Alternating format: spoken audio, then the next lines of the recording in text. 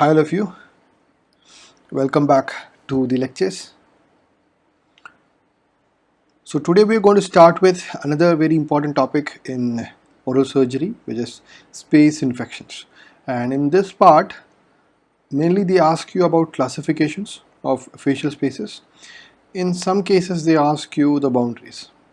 Okay, and at times they also this Ludwig's angina has been asked, and some conditions has been asked like osteomyelitis.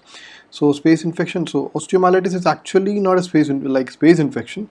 It is actually slightly different. So we'll change the name of this topic slightly differently. Like we'll make it as odontogenic infections. Okay, odontogenic infections. So that is much better. Okay, so that is those infections which are coming from the tooth. So even the space infections come from the tooth, so it will be included. Okay, so then we will start with facial spaces. Okay, facial spaces and space infections. In that, we'll first go with the classification of spaces. There are different classifications, all of which should be known. So the first thing is it's divided into two main types. One is primary space and the secondary space. So primary space means the spread of infection is directly from the tooth. Okay, the spread is direct from the tooth to the space. Okay, whereas secondary space means from the primary space it goes into the secondary space. Okay, so how it comes is, for example, this is a tooth. Okay, from here it goes to the primary space and primary space to secondary space. Okay, so that is how the spread of infection you can see. So now let us see which are the primary spaces and which are the secondary spaces. So primary spaces can be further divided into maxillary space and mandibular spaces. Okay, mandibular spaces, and these can be further subdivided. Maxillary means canine space, where the infection directly spreads from canine. Then we have buccal space from the more posterior teeth. Okay, then we have thirdly the infratemporal space, infratemporal space, again from the posterior teeth. Okay, but depends upon the length of the root and the muscle attachment, all those things. I'll discuss that later on. Okay, so these are the three spaces which are maxillary spaces, which considered to be the primary space. Okay, then coming on to the mandibular space, we have the most easy ones, but in that we also have buccal space, which is common to both. Then we have submental, submandibular, and sublingual. Submandibular also known as submaxillary. Okay, submandibular or submaxillary. Then we have sublingual. So these are the primary space. Okay, now to remember the secondary space, all other spaces, if you study primary space, all other spaces are secondary space. Okay, this is how you can remember it. So to remember the secondary space, we have got mesenteric. I'll discuss that when we come on to this masticatory space. So we have masticatory space overall. All the masticatory spaces are secondary spaces except infratemporal, except infratemporal or temporal space as general. Okay, temporal space. Temporal space is further divided into superficial temporal and deep temporal, and this other name for deep temporal is infratemporal. So all the masticatory space except the temporal space is secondary space. Okay, then we have the two pharyngeal spaces. Okay, pharyngeal spaces, which are they? One is lateral to pharynx and the other one is behind the pharynx. So it is lateral pharyngeal space and retropharyngeal space. Retro means behind. Okay, so these are the other two spaces. So these are the most important spaces you should know. Okay, masticatory space I'll explain to you. Okay, then we also have prevertebral space, vertebral space. Then we have parotid, all others. Okay, parotid, carotid space, peritonsillar space, danger space, all others. It's much easy to remember it like that. Danger space, peritonsillar space, all comes under this secondary spaces. Okay, now I'll tell you what is masticatory space. In simple terms, masticatory space means the space where the masticatory muscles are involved. Okay, the space where masticatory spaces are involved. Masticatory muscles are involved. Sorry, masticatory muscles are involved. So, which are the masticatory muscles? One is temporalis. So, we have temporal space, which is actually a primary space. Okay, and this is told you we have got superficial temporal and deep temporal. I'll explain the boundaries. I'll explain to you where exactly it comes. Okay, just write it down now. Deep temporal and superficial temporal. This deep temporal is also known as infratemporal space, not fossa. Okay, infratemporal space. Intratemporal space. Then the other muscle is masseter. So we have got behind that there is a space. This is behind the temporalis muscle. So it is temporal space. Then we have behind the masseter a space. So submasseteric space. Then we have pterygomandibular, where we have the medial pterygoid muscle. Okay, medial pterygoid muscle. So pterygomandibular.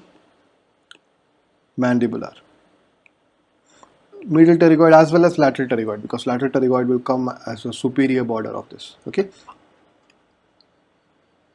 Now, what is the characteristic of this masticatory space infection? As the masticatory muscles are involved, all of them will lead to what is known as trismus.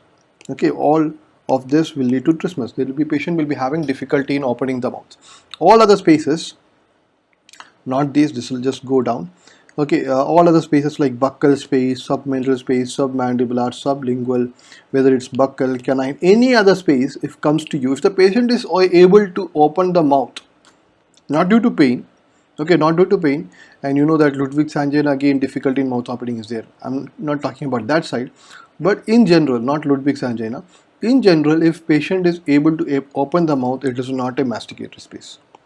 Okay, so in a question you get, we are not going to practice it clinically. In a question you get, patient is unable to open the mouth, or there is trismus, there is difficulty in opening the mouth, then what? It is a masticatory space infection, any of this. Then you have to see if it is intraoral or extraoral. What is the symptoms, where is the exact location, based on that you can know, because you know if it is a temporal space infection, it is in the temporal region. In the masseter region, you have got, so intraorally pterygomandibular space infection will be intraorally in the region of pterygomandibular space or fossa, where we give the IA and B injection, isn't it? So that is about the masticatory space. So far we have discussed primary space, secondary space, and masticatory space. Another classification I want to discuss with you is, it's called Grodzinsky and Holyoake classification. The question has been asked, that's why I am giving you this. Okay, Grodzinsky, you have already seen this in the discussion question, so I'll explain to you this. Okay, Holyoake classification. Now see, it's a numbered classification, or a numbered space of Grodzinsky and Holyoake, which was given in 1938. So here it is given only 4 spaces. Actually it is 5 are there. Okay, in fact 3 has got 3 and 3A, 4 has got 4 and 4A, 5 has got 5 and 5A. So it will come to around 8 classes. Okay, 8 spaces. They're discussing about 8 spaces in general. Okay, so we'll start with, so this is a space 1. Space 1. Which is this space? Space 1 is which? So let us see here. So this is the space, isn't it? So where is this space lying? It is lying superficial to the superficial fascia. So this is the superficial fascia. Okay, and the space which lies superficial to that is called the space 1. So superficial to superficial fascia. Superficial to superficial fascia. Okay, so that is the space 1. Now we'll see space 2. Where is space 2? So this is space 2.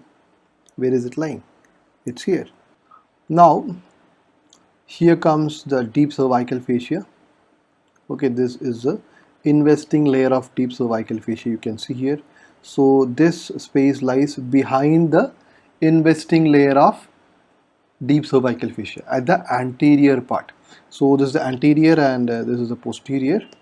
Okay, so at the anterior part of investing layer of deep cervical fascia, or you just say it deep cervical fascia.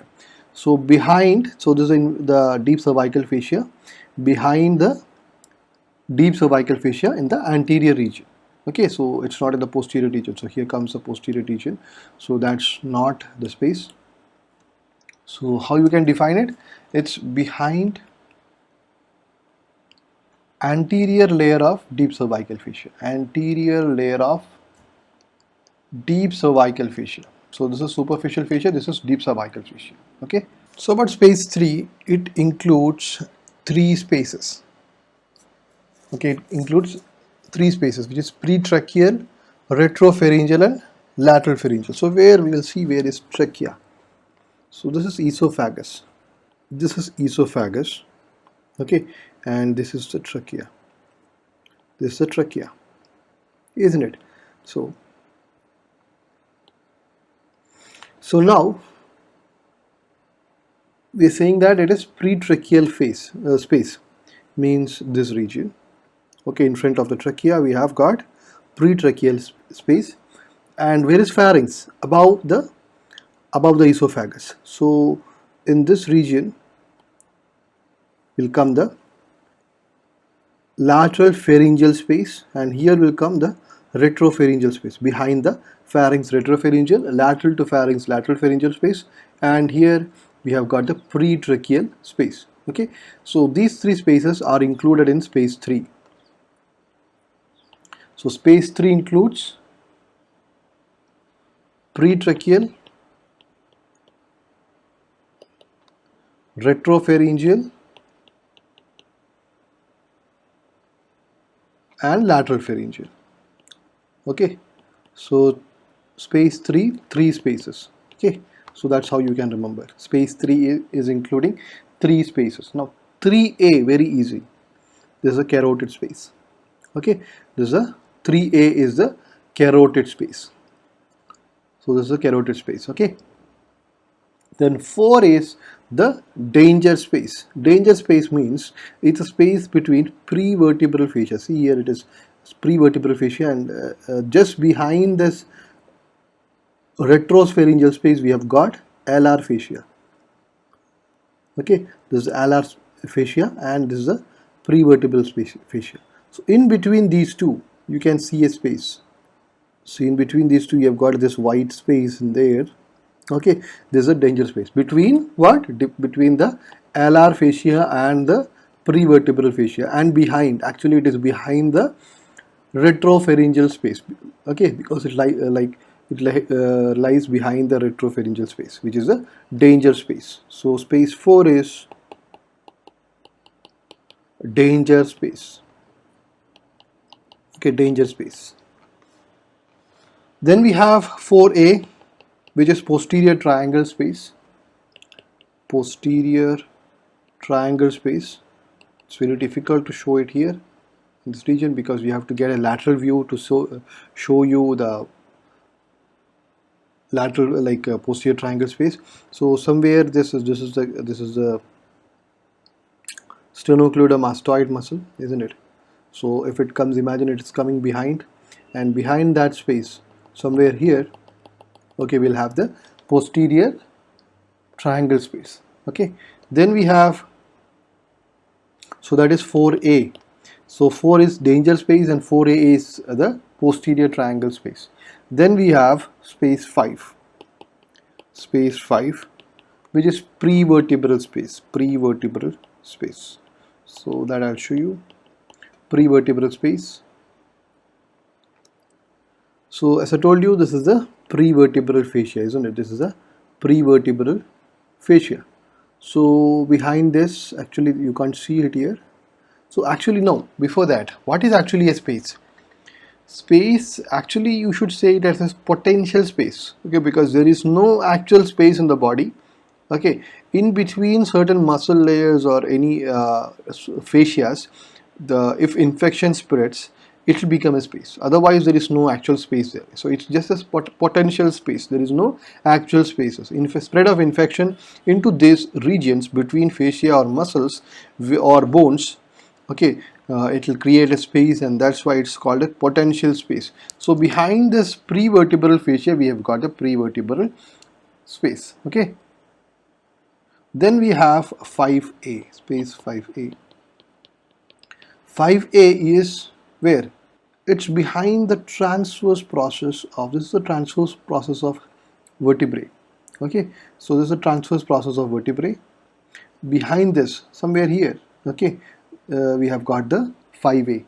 So behind the transverse process of vertebrae, behind transverse process of vertebrae,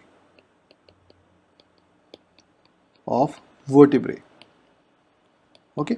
So space 1 is outside the superficial to superficial space fascia. Space 2 is in the anterior part of, behind the anterior part of deep cervical fascia. Phase 3 is 3 spaces. The first one will say this one. This is a pretracheal space. Then we have lateral pharyngeal, retropharyngeal. Space 3A is carotid space. Space 4 is danger space between the prevertebral fascia and alar fascia. Then 4A is posterior triangle space, somewhere here, posterior triangle space. Then 5 is prevertebral space behind the prevertebral fascia. Then 5A is behind the transverse process of vertebrae. Okay, and one more, we have got space of Burns. Space of Burns.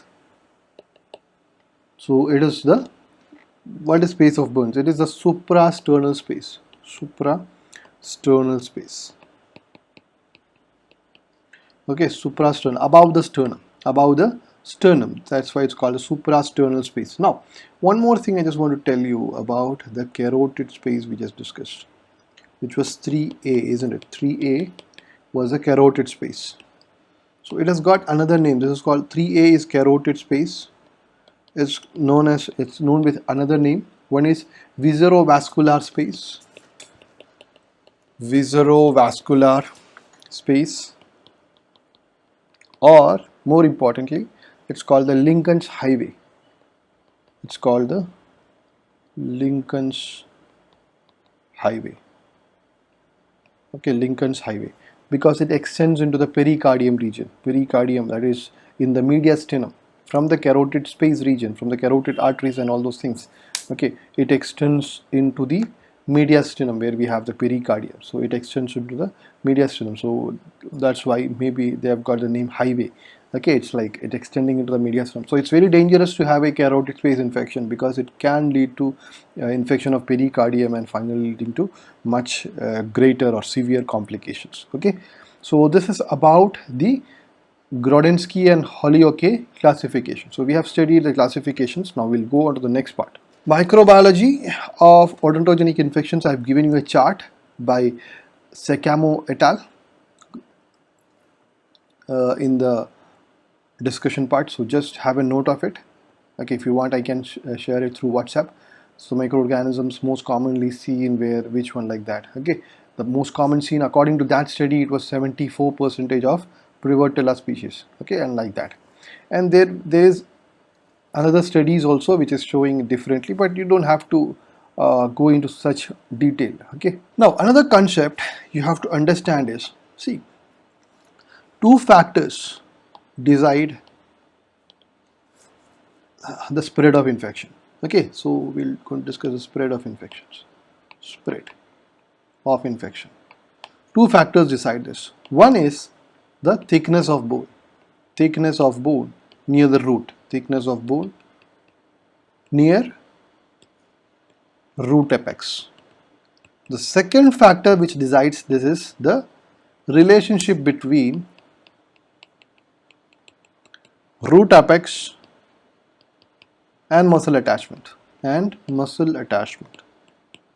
I'll explain this to you now. So one is thickness of the bone. For example, So imagine this is the buccal bone, this is the lingual bone, okay, lingual cortex and buccal cortex. Okay, we have got a root which is buccally tilted. Okay, it's okay, a tooth with root apex which is buccally tilted. So still thickness here, it is lesser, isn't it? The thickness is lesser.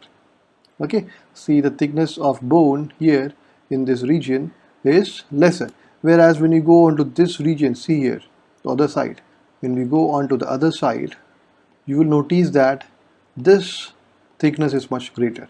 So where there is less thickness in this region, actually there the spread of infection will take place. So it will come to the buccal cortex, it will pierce the buccal cortical plate and come onto the outside part, okay, depending upon which space, where is the space located. Okay, second thing is relationship between root apex and the muscle attachment. Now imagine we have a normal root apex to the center, not much changes. Okay, so now if you have got a muscle attachment here, okay, if you have got a muscle attachment here which goes downwards, so now if the muscle attachment is below the root apex, see in this case, then the infection will spread onto beyond the muscle. Okay, beyond the muscle. For example, if it is a buccinator muscle, it will go onto the buccal space, isn't it? Whereas if the muscle attachment is slightly above the root apex, it is going this high. Okay, where it will go? Will it cross onto the other side?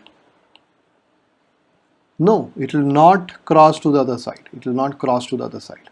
It will come onto the vestibular space. It will much like it can cross, it can't cross. Okay, so it will come onto the vestibular space, vestibule. So that is the second criteria for spread of infection, which is a muscle attachment, root, like relationship between the root apex and the muscle attachment. Okay, so this is important concept because we have got different spaces depending upon the muscle attachment, like sublingual space, submandibular space is just divided by mylohyoid muscle, this buccinator muscle. So all these things will decide where the spread of infection will take place, to which direction. Okay, now, next thing is the stages of infection. Stages of infection. Stages. I'm not going to give you too much of detail of this. I'll just give you make you understand the neat perspective. Okay, now there are different stages. One is the inoculation stage. First stage is the inoculation stage. What is inoculation stage? This is a stage where the bacteria colonize. Okay, bacteria colonize the host and the infection starts, and it takes like around 0 to 3 days. So these days are important. Okay, and second stage is the cellulitis stage. So second is cellulitis. Okay, please note it.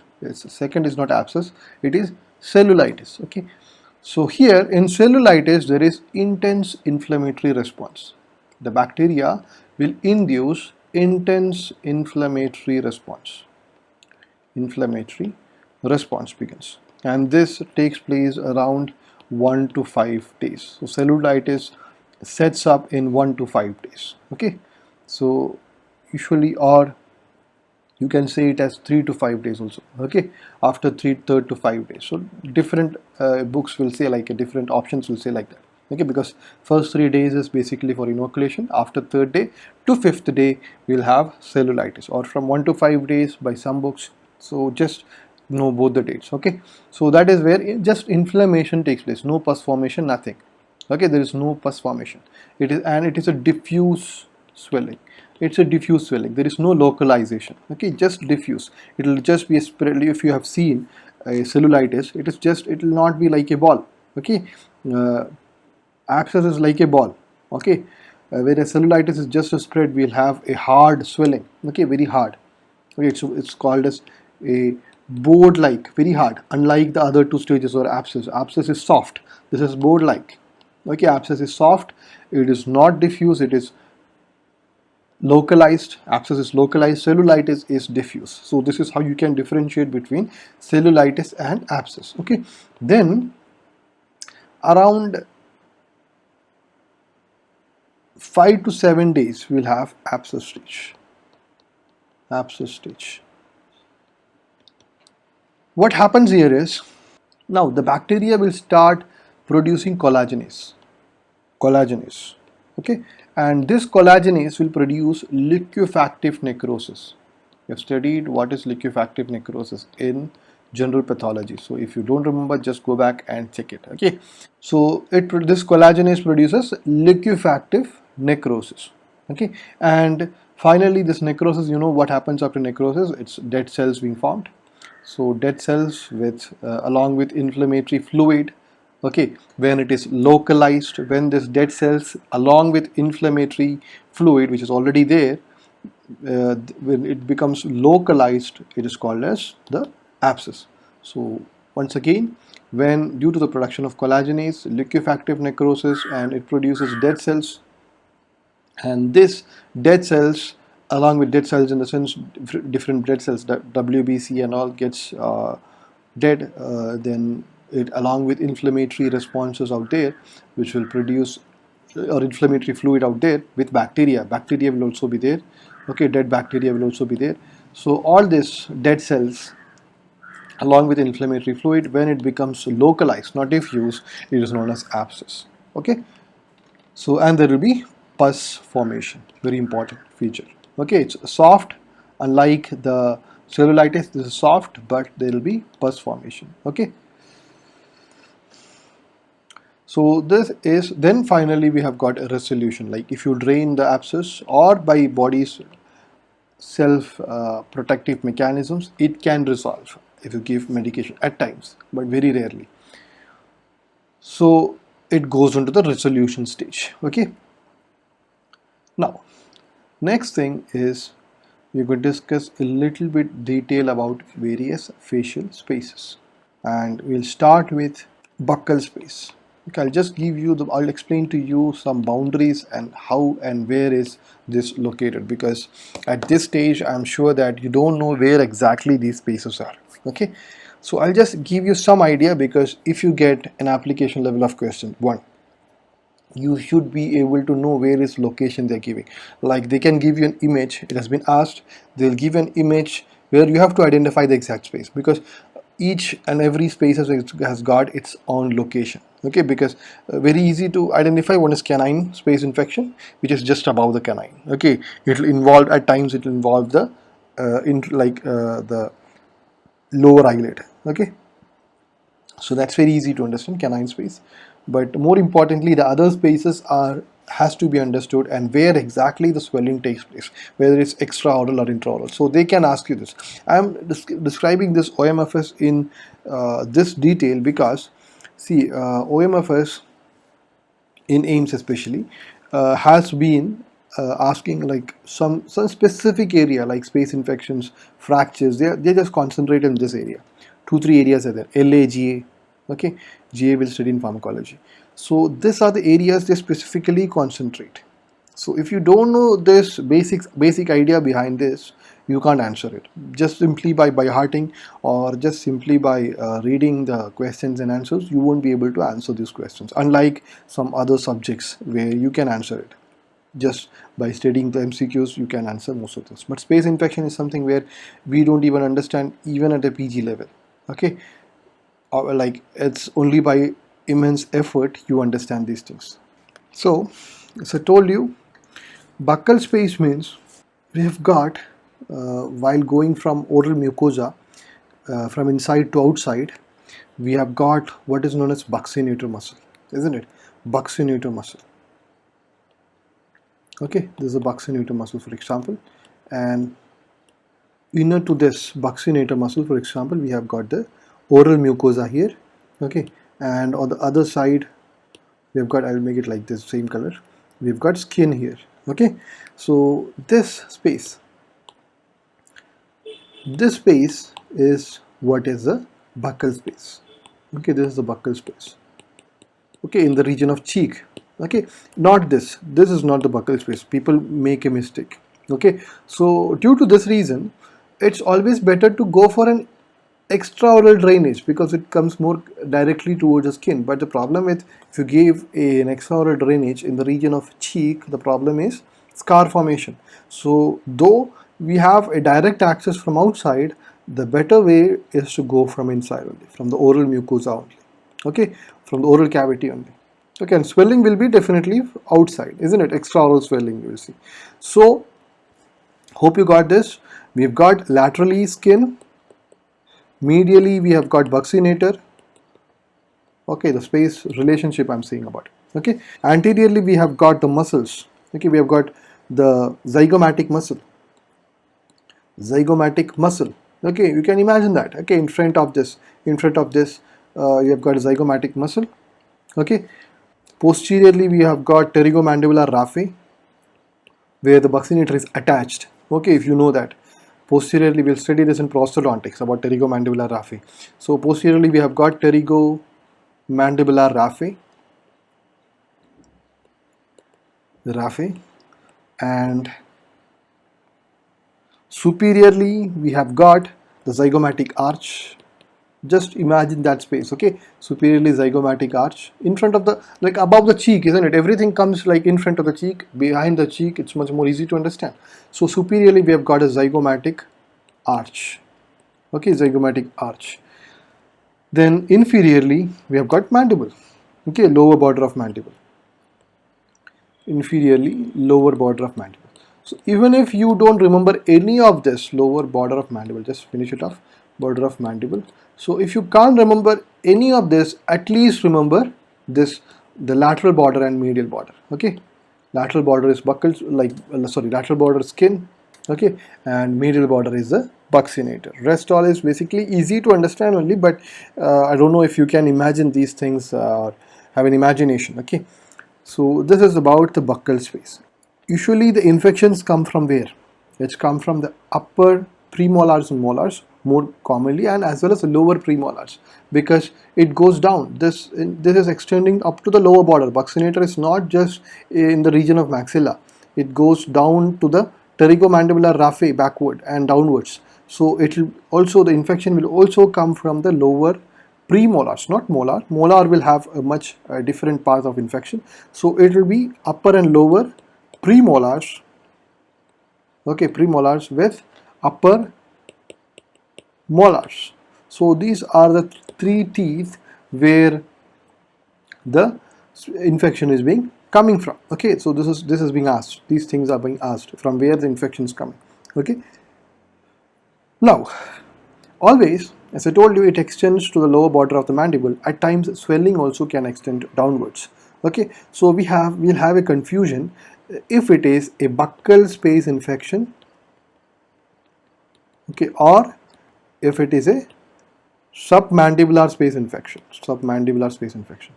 how you can differentiate between, okay. Also I'll give you one more, that we also have got the masseter muscle, mesenteric space, okay, mesenteric space, because you know that masseter is attached to the lateral border of the mandible, okay, or the lateral side of the mandible. So in that region also, I'll just show you, this is the mandible, for example, okay, this is the mandible we are seeing from side, for example, okay.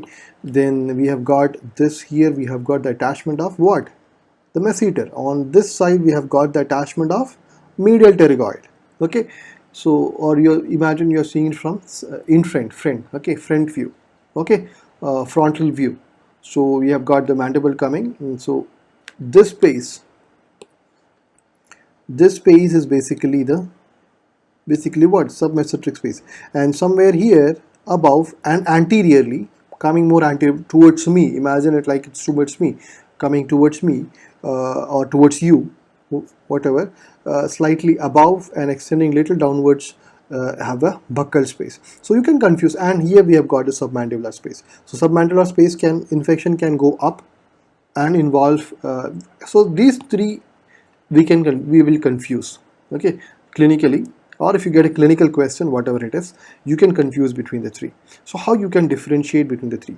See, mesenteric space, very easy, there will be trismus. So in the other two there is no trismus. So in buccal space and submandibular space, no trismus. So if it is trismus and that is the region, then it is mesenteric space infection. But if there is no trismus, then we have to like differentiate between buccal space infection and the submandibular space infection. In that case, okay, if inferior border of mandible is palpable, if inferior border of mandible, okay, this region, if it is palpable, inferior border is palpable, inferior border of mandible is palpable, then it is a buccal space infection. If it is not palpable because it is coming from outside and just covering this area and it's a severe infection, submandibular space, so that case we won't be able to palpate the inferior border, then it is submandibular space. So in the question, if they ask you like inferior border of the mandible is being palpated, okay, is palpable without trismus, then it is a buccal space infection. Okay, and especially the submandibular space infections come from posteriors, okay, come from molars, lower molars to be very specific. You could see here that here it is more commonly upper molar and lower premolar. Okay, so just know that. So that's the first space, which is buccal space. Hope you understood that. Then we have the sublingual and submandibular space. So first we'll discuss the sublingual space.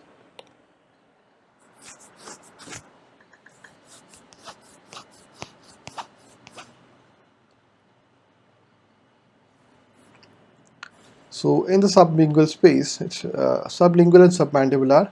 Simple thing, above mylohyoid, it is sublingual space, mylohyoid. It is sublingual space, and below mylohyoid, it is submandibular space. Okay, below mylohyoid, it is submandibular space. Just know this much. Okay, submandibular space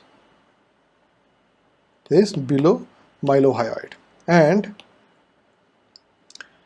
sublingual space infection comes from lower premolars. Lower premolars. So lower premolars can go to buccal space as well as it can come onto the sublingual space, provided one thing, it is above mylohyoid. So if imagine this is the mylohyoid, if the premolar has got its root above mylohyoid, then it come to sublingual space, okay, which is most commonly the case because the roots of the premolars are smaller. But imagine if this root is extending below the mylohyoid, it will go on to submandibular space. So most commonly lower premolars will go on to the sublingual space, and sometimes we also have first molar will also have its root above the mylohyoid, so it will go on to sublingual space. Okay, and the swelling, which is more important, it is intraoral. That's another difference between the sublingual and submandibular space infections.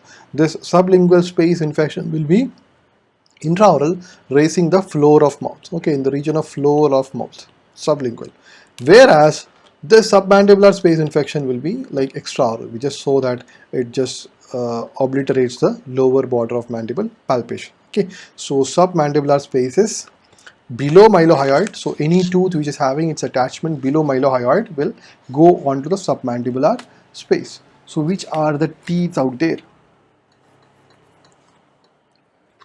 which go onto the submandibular space? More commonly the lower molars.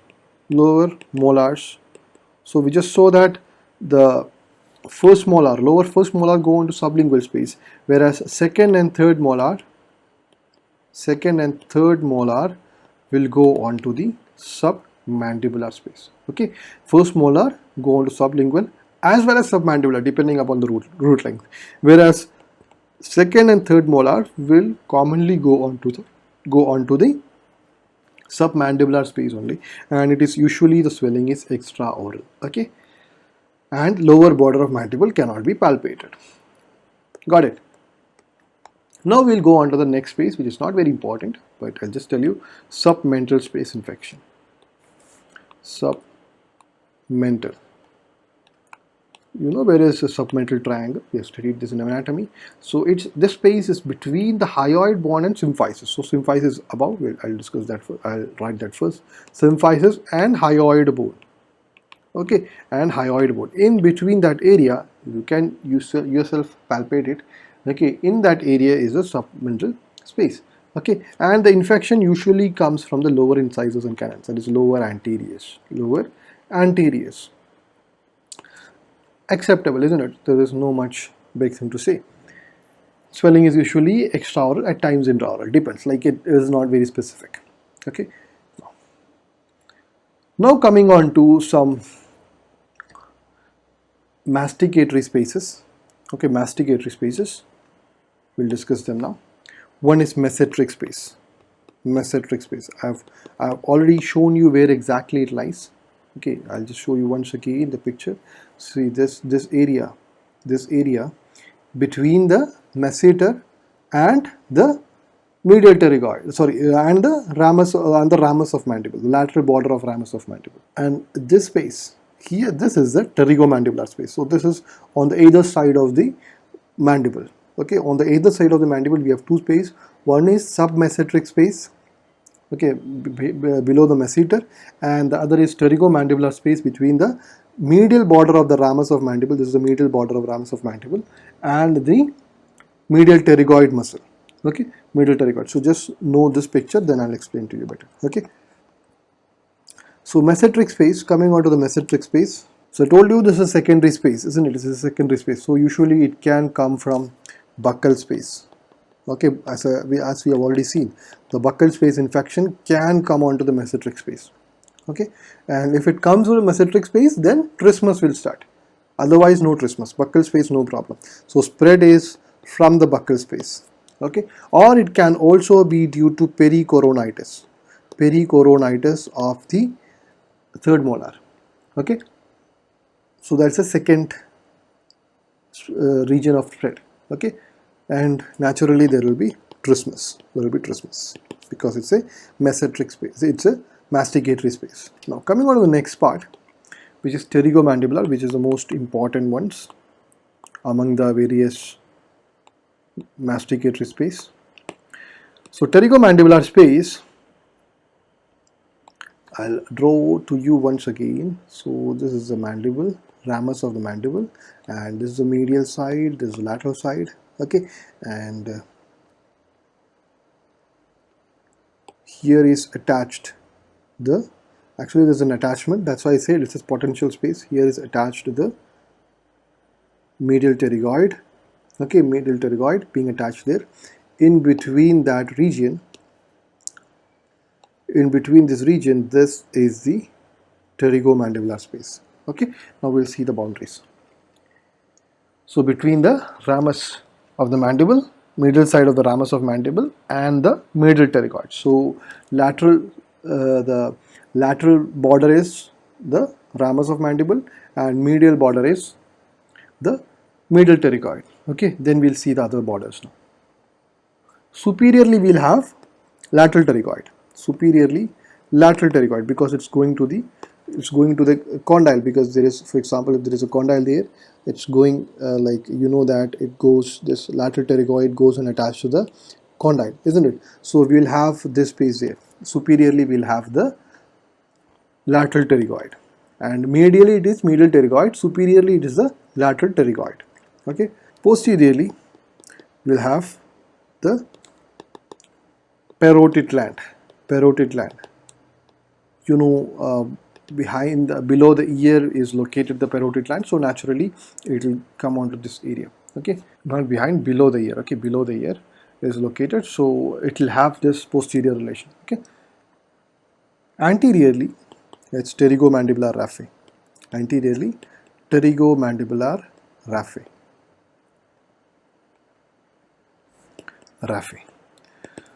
So hope you understood anteriorly pterygomandibular raphe, because you know buccinator had a posteriorly buccinator had a pterygomandibular raphe. The posterior relation was pterygomandibular raphe.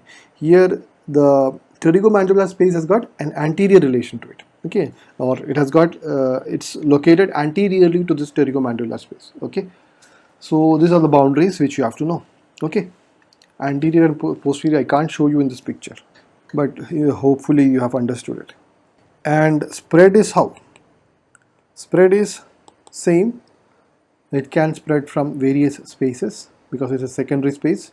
So submandibular space or sublingual space, more commonly submandibular, sublingual spaces. Okay, it can also be from pericoronitis, again pericoronitis of third molars, lower third molars. Okay, it can also come from infratemporal space. I'll discuss this next. Infratemporal space. So it can spread from submental, sublingual and infratemporal space. And it can also be due to infected nerve block, IANB. Okay, infected IANB, inferior alveolar nerve block. It can also reach there because into this pterygomandibular space is where we are injecting the needle. Okay, now the swelling is intraoral or extraoral? Definitely it is going to be intraoral because see this is the area, medial side of the ramus. So swelling is intraoral, whereas submesenteric we saw it was extraoral because it's on the lateral border, isn't it? So intraoral swelling with trismus, whereas submesenteric was extraoral swelling with trismus. Okay, now coming on to the next space, which is temporal space. So you can imagine that it is in the region of temple region, temporalis muscle region, and it is divided into two parts. It's like we have got superficial temporal, as I already told you, superficial temporal and deep temporal space is there. Deep temporal is known as infratemporal space. Infratemporal. Okay, infratemporal space. Superficial temporal is between the temporalis muscle and temporal fascia. Okay, is between the temporalis muscle and temporal fascia. Okay, and this one is between temporalis muscle and the skull bone, the bony wall of the skull. Okay, so if I draw this, we have got outside the fascia, we have got outside. Okay, and we have got the muscle below that. Okay, and we have got skull inside that. Okay, just drawing it like this. Okay, so this is fascia, temporal fascia, this is muscle, and this is the skull. Okay, so this is a superficial temporal fascia and this is a deep temporal fascia. Okay, so this is the difference. Like between fascia and muscle is a superficial temporal, between the muscle and the skull is a deep temporal. Okay, and it has got, as you can imagine, it will have connections with the mesenteric space on the lateral side as well as the pterygomandibular side on the medial side. So it can spread into that region, plus the infection from this region, that is submesenteric, which is on the lateral border of mandible, submesenteric, and pterygomandibular. So infections can spread from this region above, okay, upwards, or from the infratemporal or deep temporal spaces or superficial temporal spaces. It can come into this space as well. Okay, so it's basically a secondary space. Okay, so any infection affecting submesenteric or pterygomandibular space can come onto this temporal spaces. Okay, again there will be trismus.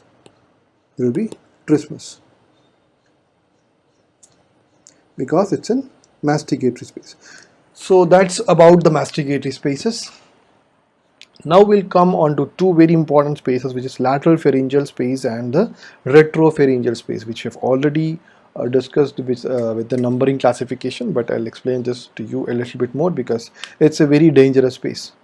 So lateral pharyngeal space first. It's basically an inverted cone shaped space. It's like this. Okay, it's an inverted cone, isn't it? It's an inverted cone shaped space between the skull base and the hyoid bone. between the skull base, base of the skull base and hyoid bone. So here we'll have a base of skull which is more wider base of skull, and here we'll have the hyoid bone. So in this region we have got what is known as the lateral pharyngeal space. Now we'll see the borders. So the other name for this space is parapharyngeal space. So this is a space we are talking about. Okay. So let us see. So this is the space. Okay, you can see this. This is space. So we saw the superior inferior extension of the space. Now we will see the lateral medial extensions. Okay, we'll see the lateral and medial extensions. It's medial to the pterygomandibular space. So this is the pterygomandibular space, isn't it? Because this is the ramus. Okay, this is the ramus. Okay, the one which is, this is the ramus. Okay, and on this round, this one is the medial pterygoid muscle. Okay, this is the medial pterygoid muscle. So in between that we have got the green one. The green space is the green space I'm marking now is the superficial pterygoid plate or space or pterygomandibular space. Same thing. Okay, superficial pterygoid or superficial pterygoid space or medial pterygoid space. Okay. Now we will see. So this space I'm talking about, this is the lateral pharyngeal space, because here comes the pharynx. Somewhere here will be the pharynx. Okay, here will be the pharynx, because you could see the superior constrictor muscles, which is muscles of the pharynx, isn't it? So it's this superior constrictor that, yeah, around this is the pharynx comes. Okay, this one, the red one, imagine that is a pharynx. So it is lateral pharyngeal space. Okay, lateral to that pharynx, where you will see this particular space. Okay, so the lateral wall is the medial pterygoid muscle, and superior constrictor. Here it is like the exact marking is not correct. This is not superior constrictor. Superior constrictor should come more towards the lateral border. Okay, medial wall is continuous with the carotid sheath. Okay, so this carotid sheath will be somewhere slightly, it's continuous they're saying about. Okay, it should be slightly anteriorly placed. So carotid sheath will be the medial border or continuation. Okay, this one is continuous with the carotid sheath, so that's a medial border. Lateral border is basically the medial pterygoid muscle and the superior constrictor. Posteriorly we'll have the parotid gland again, because we have seen already pterygomandibular space also has got posterior parotid gland. So this is a space which is more medial to this pterygomandibular space. So posterior will be again parotid gland. Anteriorly, what? Pterygomandibular raphe. So that relation won't change. Anteriorly the pterygomandibular raphe. Okay. So simple. Medially we have got the medial pterygoid and superior constrictor. Laterally we have got one thing, we have got pharynx. Okay, it has got pharynx, because yeah, laterally one relation is pharynx itself, and it is posteriorly it is continuous with the carotid sheath, and posterior part of that we have got, yeah, it is here, the parotid gland. Okay, posteriorly we have got a part of parotid gland there, isn't it? So more towards a pterygomandibular space, but it's also there as a part of the lateral pharyngeal space. Anteriorly the pterygomandibular raphe. Okay, where we have got the buccinator muscle being attached. So this will be the pterygomandibular raphe. Okay, and again it is a secondary space. So definitely the spread of infection from pterygomandibular, very natural. From pterygomandibular it can also come from submandibular space infections, but it can also have non-odontogenic sources, that is not from teeth. Okay, it can, like, always don't think that all the lateral pharyngeal space which comes to your clinic is due to teeth infections. Okay, so just be very cautious, because affecting or infection of lateral pharyngeal space is really dangerous. It can suffocate the patient can it can cause death. So it's non-odontogenic sources is also there. Okay, one is from the tonsils, palatine tonsils, tonsillitis can cause this. Okay, or infection from the parotid gland can cause this.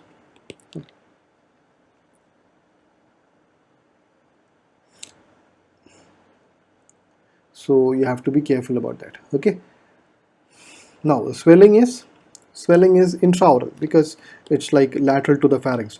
Okay, this can compress the pharynx and it can suffocate the patient. Okay, it's lateral to the pharynx, it's usually intraoral. Okay, but at times it can come extraorally, it can come there extraorally and can reach up to the lower border of mandible. So this is the lower border of mandible. Okay, if you can see it here, yeah, this is the lower border, this is the mandible. So this lower border of the mandible it can come to, but more commonly it's an intraoral swelling. Okay, and finally we are coming on to our last space, which is retropharyngeal space. Retropharyngeal space. So retropharyngeal space, again, it's extending from the base of the skull but towards mediastinum. Okay, base of skull to not to hyoid bone, it's extending to the mediastinum.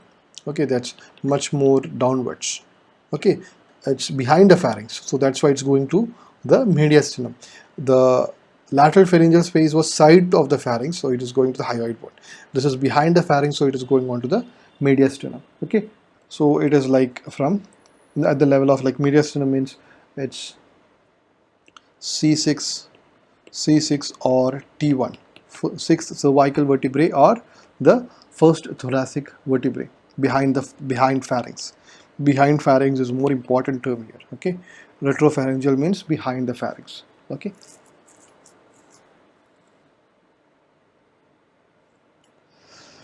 So again, the spread of infection can be from its secondary space. Usually the spread of infection is from the lateral pharyngeal space, or again non-odontogenic sources like nasal, okay, pharyngeal infections, nasal infections, and also tuberculosis. Tuberculosis can cause retropharyngeal space infection. Okay, and it is the swelling is behind pharynx. The other one was the lateral to pharynx. Here the swelling is behind pharynx. Behind pharynx. So hope you got these areas, different spaces, where exactly they are located. Now we'll go on to the management of orofacial infection. I'm not going to give too much of detail, but I'll just give you some which will help you in dealing with application level of questions. Okay, in this region. This is where you get application level questions. Okay, only in the clinical subjects. Don't expect application level of questions in subjects like dental materials or some other non-clinical subjects. More commonly you get infection based, trismus based questions, TMJ based questions. All this can be asked as application level. Okay, so next what we are going to discuss is about the management of orofacial infections. Okay, in Peterson it explains 8 steps for the management of orofacial infections. Okay, and this was a very systematic management being followed. Okay, we'll see how it is. I'll just write down the steps first. Again, this is not for your theory paper. This is just to understand like what to do first in the options. If it comes like this one, the patient comes with this kind of an odontogenic infections, what you have to do first. So if they give any order, you have to know, you have to keep this order to know. Okay, so the first thing is to determine the severity of infection. So determine severity. Okay, first is to determine the severity, how severe it is. Okay, I'll explain each. The second thing you have to do is to evaluate host defense. Evaluate the host defense, the immune status of the host. Okay, so depending upon that, the progression will be there. Okay, if it is an immunocompromised host, definitely it will be affecting the progression. Okay, faster progression will be there. Now, deciding the setting of care means should the patient be admitted or not. Setting of care, should the patient, which patient should be admitted and which can be done without admission of the patient. Then next is surgical management. So remember, this is the most important part. It is for orofacial infection, surgical management should be followed by medical management. It's not giving medication first and then do the surgery or do the incision and drainage. It's deciding the treating surgically first. Okay, then go for medical. Okay, so next is medical support. Okay, medical support. I'll tell you what each step means. Then choose antibiotics. So medical support doesn't include antibiotic. Antibiotic is completely, we are doing it separately. Okay, so I'll tell you what medical support means. Then once you have chosen the antibiotic, then you have to administer it properly. Why these two steps are separate means, at times you have to give it orally, at times you have to give it parenterally. Okay, most of the time parenterally. Okay, depending upon the setting of care. So administer antibiotics. Choosing is important because culture and sensitivity has to be done, then only administration has to be done. Okay, so the last and final step is evaluate the patient. Evaluate the patient and decide that whether patient can be discharged, when should he be reviewed, and all those things. So we'll go step by step. Okay, so first we said the determining the severity of infection. So now here few things has to kept in mind. Most important is the rate of progression. How quickly is it progressing? Because it's very important. Should we go for an airway management or not? If it's progressing very fastly, then we can't wait. We can't wait for GA. We have to go for LA. Okay, whatever management we are doing with. Okay, so rate of progression. Okay, LA means LA for incision and drainage or airway management. Okay, no, not like anything else. Then the potential for airway compromise, that's a part of severity. Can it compromise the airway? Can it lead to dyspnea of the patient? Okay, so potential for airway compromise. So we have to decide if there is any potential for airway compromise or not. So how you decide that? It is depending upon if there is airway compromise or not. How you decide that is the which spatial space is involved. You could have already seen that chart in our discussion part, in the discussion question part. We divided into mild, moderate and severe cases. So just determining the airway compromise possibilities. Okay, so it is mild, moderate and severe.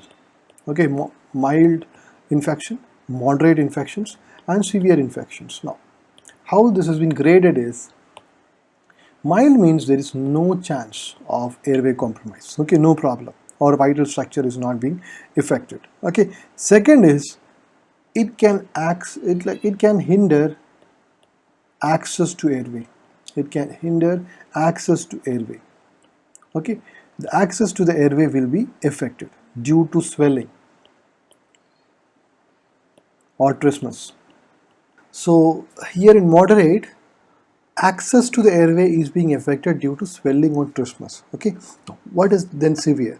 It can directly obstruct the airway. Okay, the infection of that particular space, it's not affecting the access to airway.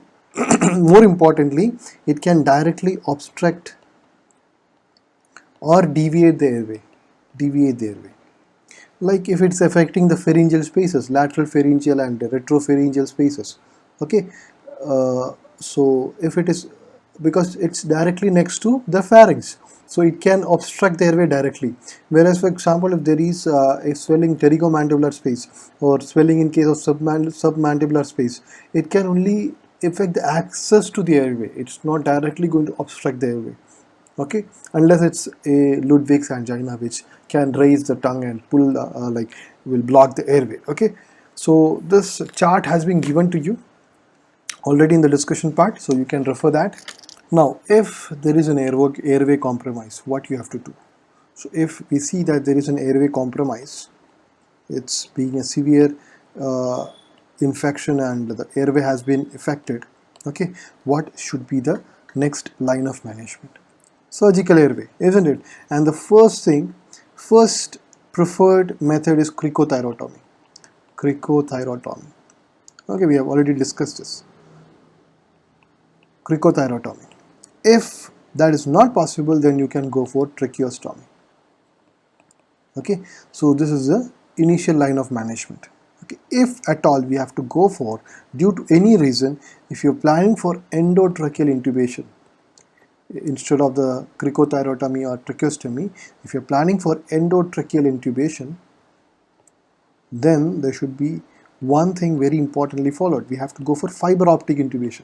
it's not using the laryngoscope. Okay, because you have seen the laryngoscope, isn't it? The picture. This laryngoscope is a heavy thing. We can't get access to that. The tongue is raised, or at times the swelling is there, which will block the laryngoscope. Whereas fiber optic endoscope is a very small, thin fiber optic thing which can easily be inserted, and you can get access to the airway. Also, there is a camera which will help us.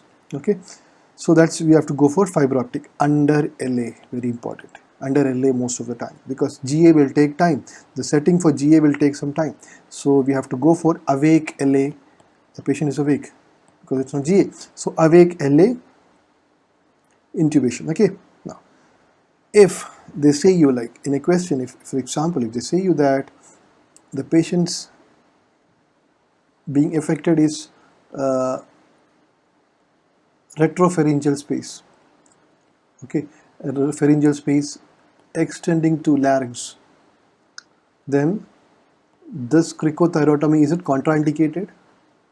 Retropharyngeal space extending into the lower part, under the larynx part, or lateral pharyngeal space extending into the larynx, like that. If they say you, is it like, or any like carotid space extending downwards? No, there is infection in this region is not a contraindication for cricothyrotomy. Remember that. Okay, surgical airway access is not a like infection in the region of surgical airway access is not a contraindication to emergency cricothyrotomy or tracheostomy. At any way, you have to, whatever way you can go for it.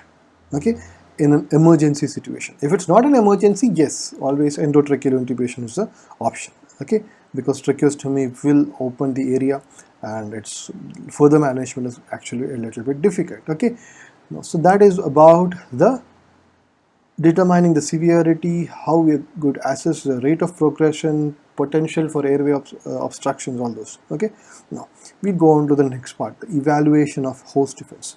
Mainly if the patient is diabetic, okay, or is having some kinds of malignancies or AIDS, all these cases the patient will be having an immunocompromise. In these patients, mostly diabetes mellitus patients, okay, because they come most commonly. So in this case, the spread is very quickly. Again, the spread will be very fast. Okay. Now about setting of care, should we admit or not? Okay, admission is required or not for setting of care. Again, I've given you a chart in the discussion questions, indication for hospital admission. In that, trismus is not a indication. In that question you could have seen, there's trismus. So trismus is not an indication for hospital administration, but trismus is an indication for you to refer, according to Peterson, for you to refer to an oral and maxillofacial surgeon. But trismus is not an indication that you could admit the patient. Okay, very important. Then we'll go for the surgical management. The surgical management, it can either through access preparation and endodontic treatment, that's one option, or go for extraction, or go for IND, incision and drainage. Okay, Hilton's method, it's just using that Hilton's forceps and just draining it. Okay, access to that various regions we'll study when we study about the various incisions in the general surgical procedures. Okay, so those are three methods you can go for. Then medical support. Why is this medical support is being given? See, these patients can go for dehydration and fever will be there. Okay, so we have to correct, so we have to hydrate the patient. So hydration and fever control.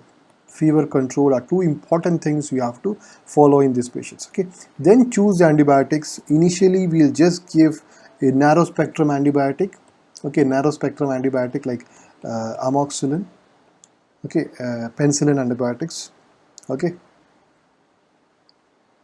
Then you have to go for culture and sensitivity testing. Just send the pus for culture and sensitivity, and once you get the sensitivity of the bacteria, you can change the antibiotic accordingly. Okay, choosing the antibiotics. Okay, then administering the antibiotics, most of the time parenteral.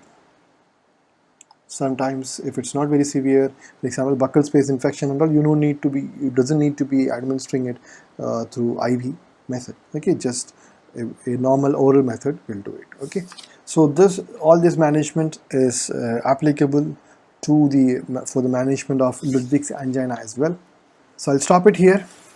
So this is the management of space infections. The rest all will cover up in the questions part, which we have already done, and a few more questions will come when we discuss about the weekly test papers. Okay, I'll just revise it for you. So what we did first was classification, primary space and secondary space. Okay, maxillary, which is these three.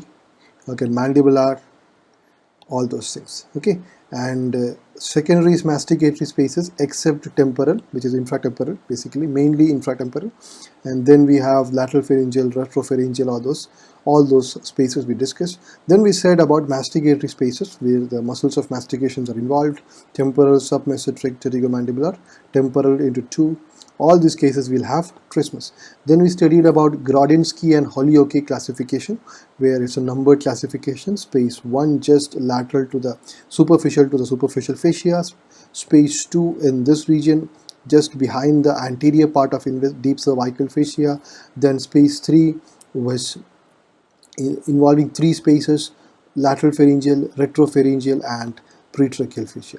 Okay, 3A is carotid fascia, 4 is the danger between the alar and prevertebral fascia, and 4A is posterior triangle space. Okay, 5 is the prevertebral fascia, and 5A is the one which is just behind this tubercle of vertebrae. Okay, and then we studied about space of Burns, which is suprasternal space.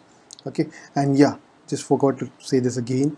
We have this carotid space, which is known as viscerovascular space or Lincoln's highway, which extends into the mediastinum. Then we said about the spread two factors. One is the thickness of the bone, and second is the relationship between root apex and the muscle attachment. Okay, then we studied about stages of infection. There is inoculation, cellulitis, and abscess. In cellulitis, the diffuse swelling because of the inflammatory response, which is seen at 3 to 5 days or 1 to 5 days depending. Okay, and it's very hard swelling, boat-like swelling. Abscess, which is due to liquefactive necrosis, and there's localization of pus, and which is dead cells. Okay, and it is soft and not hard. Finally, resolution. Then we said about the various spaces. We started the buccal space, okay, which is between the skin and the buccinator and not the other way around. Okay, then different relationship, just go through that. Then we have the tooth involved is upper and lower premolars and upper molars. Then we studied how you can differentiate between buccal space, submandibular space, and mesenteric. Mesenteric is easy, its trismus will be there. The other two, if lower border, inferior border is palpable, it is buccal. If not, it's submandibular. Then coming on to the sublingual space, it's above mylohyoid, and submandibular is below omohyoid. Mylohyoid. Okay, and this is basically lower premolars and sometimes first molars. Lower first molars. The other one, which is having the attachment below the mylohyoid, so it will go like second and third molar will go on to the submandibular space. Okay, and this the submandibular is extraoral swelling, and sublingual is intraoral swelling at the floor of the mouth. Okay, submental between submental and hyoid from the lower anteriors. Mesenteric space, okay, between the masseter and the body, like the lateral part of the ramus of mandible. Okay, and it can spread from buccal space or from pericoronitis, and of course there will be trismus. Pterygomandibular, yes, on the other side, but pterygomandibular, all these relations superiorly, posteriorly, anteriorly and all, and it can come from different spaces which is in front of that as well as above that, which is infratemporal space. Okay, and it also from pericoronitis and very importantly infected intraalveolar nerve block. Okay, then swelling can be intraoral and or will be intraoral because that's the location, and trismus is definitely being seen. Temporal, divided into two types: superficial and deep temporal. Okay, this is the superficial temporal, which is between the fascia and the muscle, and this is a deep temporal between the muscle and the skull. Okay, just going down, lateral pharyngeal space, it's a cone shaped base of skull and hyoid bone. Okay, this is a space we have. Okay, just lateral to the medial pterygoid and medial to the superior constrictor, and the other attachments is very easy: carotid space behind it, medial to it, parotid gland behind it, anteriorly the pterygomandibular raphe. It's simple, easy. So it can also have a non-odontogenic counterpart, as well as it's a secondary space can spread from there. Okay, then we have the retropharyngeal from the base of the skull to the mediastinum at C6 or T1 behind the pharynx. Okay, Spread is of course lateral pharyngeal or from other spaces, and it can also be due to tuberculosis. Okay, management part, we said there are 8 steps. Determine the severity depending upon the rate of progression and airway compromise possibilities. Then know how much is a host defense based on the various systemic diseases. Then decide if it's not trismus is not there. Okay, trismus is not there. Setting of care based on different parameters which is being given. Then go for surgical management, then medical support, then antibiotics, and finally administer them.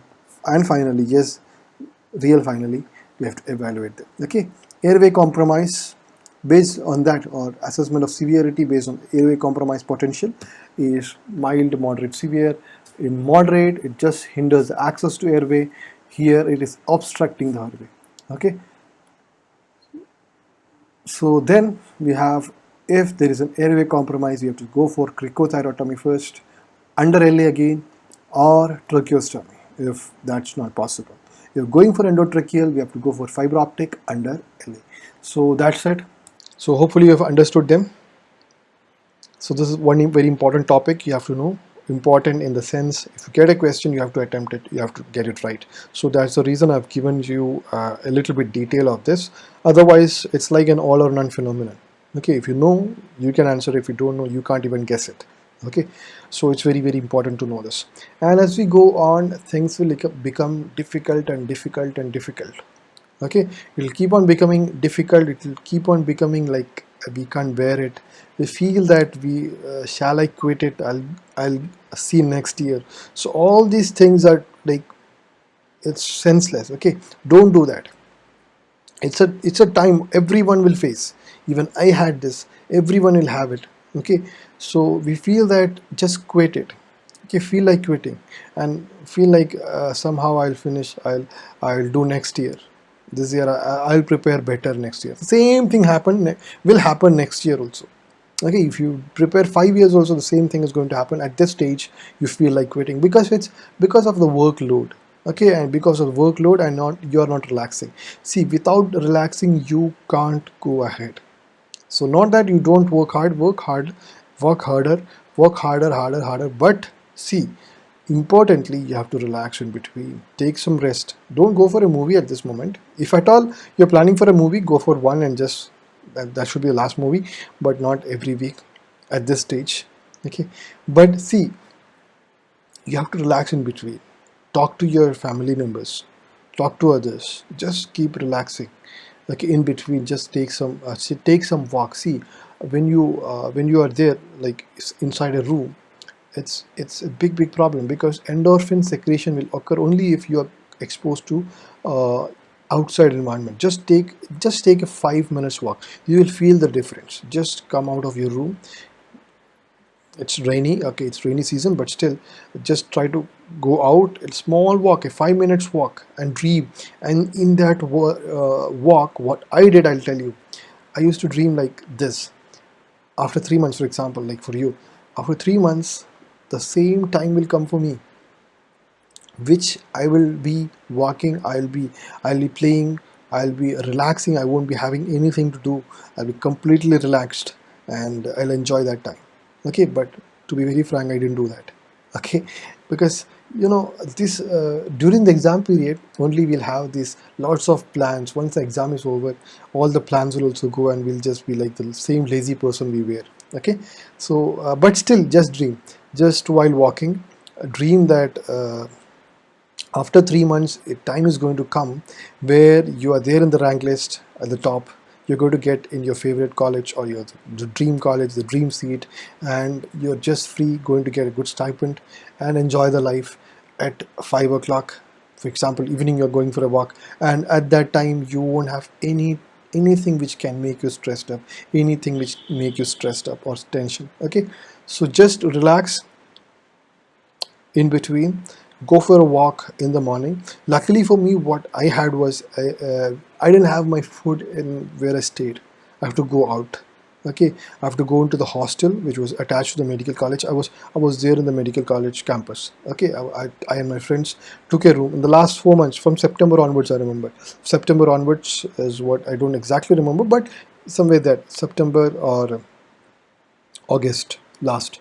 So we took a villa and we stayed there. So luckily for me, I had to walk, or I had my vehicle. I've got a bike, so I could have gone in that bike. So in the morning I didn't go in a bike. The friends of mine were going in a bike, but what I personally felt is it.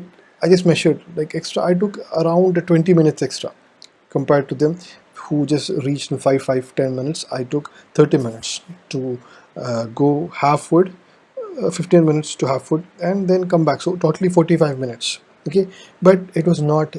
It was nothing till the day of exam, till the like week of exam. I did the same thing. Okay, because it will give you some endorphins. Some endorphins will be there in your mind so that you will be able to study till 12 o'clock. So at 12 o'clock, again 12 so 12:30 again, if it is really sunny, I took my bike, otherwise I walked. Okay, most of the time I took my bike at that time. Evening again for the tea or like dinner time.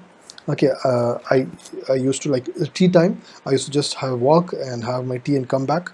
Okay, we didn't have tea in the hostel. We have to go into some small cafeterias there. So it was just 5 minutes walk from my room. So I had my tea, just went for a walk and came back. Night again, I took my bike and went for the dinner and came back. So all this time there's something which I relaxed. I was exposed to the external environment. But what you people might be doing right now, the lockdown, every problem is there. So you'll be sitting in your house, in your room. Within that, you'll feel that depression mood. You'll feel that stress mood because you're not going out. So please, please, please get out of your room at least 3 times or 4 times. Get out of your room. No, get out of your house. Okay, get some sunshine at least 3 to 4 times a day. There's no 15 minutes, 15 into 4, how much it will go? It'll be how much? Yeah, 1 hour, isn't it? So 1 hour is fine. You can relax in a day. Is it a big thing? No, it's not. But this 1 hour relaxation will give you such an energy, will boost you up in such a way that you won't feel tiredness. You'll just feel like keeping on going. Okay, and I used to tell you that morning dream, isn't it? While having that tea, I've been telling you that also is something which is very, very essential to start your day positively. Okay, you have to dream that 15 minutes of your tea with positive energy. Feed your mind with positive energy. Tell your mind that I'm going to study very well today. Maybe at night you feel that you have not done it well, right? But still say you like fool your mind. Okay, feel that, give that pseudo confidence. Tell your mind that I've done I've done absolutely well, but I'm going to improve tomorrow. Okay, I've done absolutely well, though you know that you haven't, but still say that, and tomorrow, just stay your mind that I'm going to do much, much better tomorrow. So just improve every day and it'll just happen for you. Okay, so that's it. It was a very, very long lecture, I know that, but yes, there is no other way. I have to finish it off. So I'll stop it here. See you in the next session. Goodbye.